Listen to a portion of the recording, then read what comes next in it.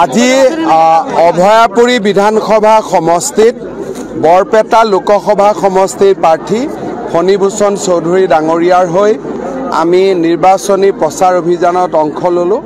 ৰাইজৰ উৎসাহ আৰু উদ্দীপনা বৰপেটা লোকসভা আসনখনত এইবাৰ আমি বিপুল ভোটত বিজয়ী হ'ম। সেকেন্ড ফেজৰ ইলেকশন চলি আছে মই খবৰ লোৱা নাই এতিয়ালৈকে। 27.43% আছে আৰু যি হৈছে এইখিনি ইলেকশন কমিশনে চাব। আৰু স্যাৰ ইনহেৰিটেন্স ট্যাক্স লৈ এটা চলি আছে এইটো অলৰেডি আমি বাৰে বাৰে কৈছোঁ যে কংগ্ৰেছ দলে মানুহৰ সম্পত্তিৰ ওপৰত কৰ লগাব খোজে, যিটোক আমি বিৰোধিতা কৰোঁ।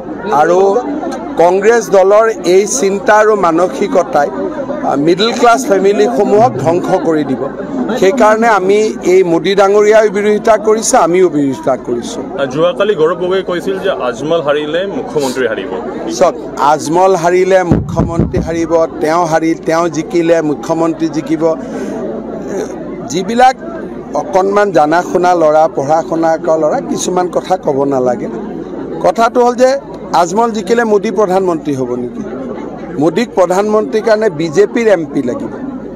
গতিকে আমি বিজেপি আৰু AGPৰ MP আমাক লাগিব। UDF আৰু কংগ্ৰেছৰ MP হ'লেতো আমাৰ লাভ নহয়।